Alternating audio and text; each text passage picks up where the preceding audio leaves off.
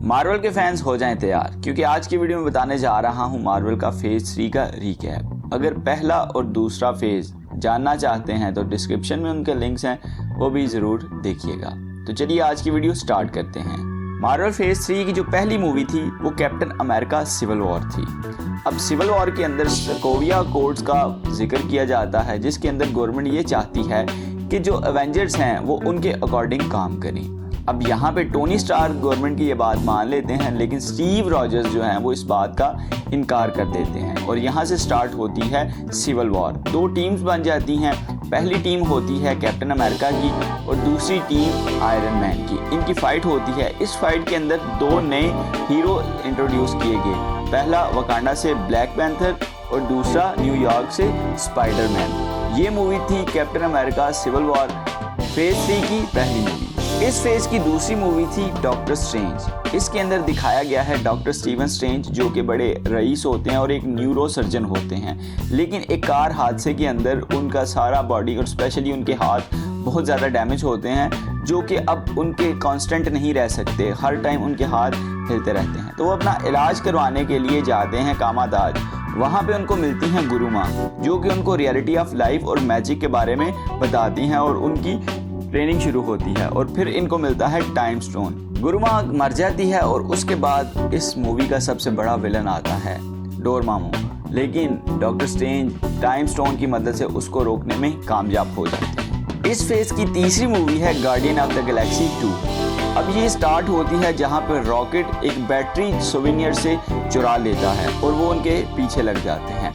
अब उनसे इनको बचाते हैं पीटर क्विल के पापा ईगो, जो कि खुद में एक प्लेनेट है और वो दुनिया पे कब्जा करना चाहते हैं। वहाँ इनको बचाते हैं योंडू, लेकिन एट द एंड योंडू इस मूवी में मारा जाता है। इस फेज की अगली मूवी है स्पाइडरमैन होमकमिंग। अब ये मूवी शुरू होती है 2012 के एवेंजर्स के बाद, जहाँ पे एलियन टेक्नोलॉजी को चुरा कर कुछ लोग हथियार बनाकर बेच रहे हैं और इसके पीछे है वल्चर। स्पाइडरमैन को इसका पता चल जाता है और इसकी फाइट होती है और एट द एंड स्पाइडरमैन जीत जाता है। इस फेज की अगली मूवी है थोर रैग्नारॉक। थोर रैग्नारॉक बड़ी बेहतरीन मूवी है। इसमें हेला को पहली दफ़ा दिखाया गया है। ओडन इस दुनिया से चले जाते हैं और फिर एट द एंड थोर को एक ऐसे प्लैनेट पे लेके जाया जाता है जहाँ पे वॉरियर्स की फ़ाइट होती है। वहाँ इसकी फ़ाइट होती है हल्क की और फिर इस तरीके से एट द एंड में हेला मारी जाती है। सर्टर इसको मार देता है और पूरा एसगार्ड तबाह कर देता है। इसके एंड में अपने सारे बचे एसगार्डियन को लेके थोर वापस आ रहा होता है और वहाँ पे ही इस पे हमला हो जाता है। थैनोस अपने आर्मी के साथ इस पे हमला करता है और सारे एसगार्डियंस को मार देता है। इस फेज की छठी मूवी है ब्लैक पैंथर। ये पहली दफ़ा हमें दिखाया गया वकांडा के बारे में और कंप्लीट डिटेल दी गई वाइब्रेनियम के बारे में। शूरी जो कि ब्लैक पैंथर की बहन है, उसी ने ब्लैक पैंथर का सूट बनाया और इसके एंड में हमें नज़र आता है बकी, जो कि अपना इलाज यहाँ पे करवा रहा है। इस फेज की सातवीं मूवी थी इन्फिनिटी वॉर। अब इन्फिनिटी वॉर तब शुरू हुई जब थोर रैग्नारॉक का एंड सीन हमने देखा वहाँ से। तो हेमडाल अपनी पावर को यूज़ करते हुए हल्क को ज़मीन पर भेज देते हैं ताकि बाकी एवेंजर्स को बताया जा सके। यहाँ हमें पता चलता है कि गमोरा थैनोस की बेटी है। अब थैनोस जो कि सारे स्टोन्स को कलेक्ट करना चाह रहा है और अब वो गमोरा को यहाँ से ले जाता है वॉरमीर पर, और वॉरमीर पर उसे पता है कि जो सोल स्टोन है वो एक सोल के बदले ही मिलेगा और यहाँ वो गमोरा को मार देता है और वो सोल स्टोन हासिल कर लेता है। फिर वो आता है पृथ्वी पर विजन से स्टोन लेने। वहीं थोर नेडरविलियर जाता है और एक नया हथियार बनाता है जो कि थैनोस को मार सके, स्टॉर्म ब्रेकर। उधर थैनोस पृथ्वी पर आकर विजन से वो स्टोन ले लेता है और स्नैप करता है और इस तरीके से आधी दुनिया खत्म हो जाती है। इस फील्ड की अगली मूवी है एंटमैन एंड द वास्प। अब इसके अंदर हैंक पिम अपनी बीवी को बचाने के लिए क्वांटम फील्ड में जाते हैं और एक ऐसी मशीन तैयार करते हैं कि जिससे क्वांटम रेल में जाके वो अपनी वाइफ को वापस ले आ सके। अब इसके एंड के अंदर हमें नज़र आता है कि जब वो स्कॉट को दोबारा क्वांटम रेल के अंदर भेजते हैं तो थैनोस का स्नैप होता है और वो मूवी खत्म हो जाती है। इस फेज की नामी मूवी है कैप्टन मार्वल। अब इसके अंदर दिखाए गए हैं स्क्री और स्क्रल।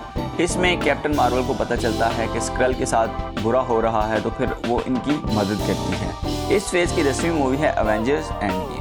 ये बहुत बड़ी मूवी हुई क्योंकि इस मूवी की जो स्टार्ट में हॉकाई की फैमिली भी उस ब्लिप में चली जाती है। अब वो उसे समझ नहीं आती कि ये क्या हुआ वहाँ पे नेब्यूला और आयरन मैन को कैप्टन मार्वल बचा लेती है। 5 साल के बाद जब क्वांटम रेल्म से स्कॉट वापस आता है तो वो कैप्टन रॉजर्स को बताता है कि किस तरीके से क्वांटम रेल्म को इस्तेमाल करते हुए हम एक वक्त से दूसरे वक्त में जाकर बाकी सबको बचा सकते हैं। और फिर थैनोस को पता चल जाता है कि फ्यूचर के एवेंजर्स ये काम कर रहे हैं और थैनोस उनको मारने के लिए दोबारा पृथ्वी पर आता है और इस तरीके से 30 मिनट का हमें फाइट सीन देखने को मिला और एट द एंड थैनोस फिर से मर जाता है और सबसे इमोशनल सीन आयरन मैन की भी डेथ हो जाती है। ये फेज यहाँ पे ख़त्म नहीं हुआ, इसकी अगली movie I Spiderman far from home. अब इसके अंदर इन्होंने नाम दिया ब्लिप का कि 5 साल पहले जो लोग गायब हुए थे वो वापस आना शुरू हो गए।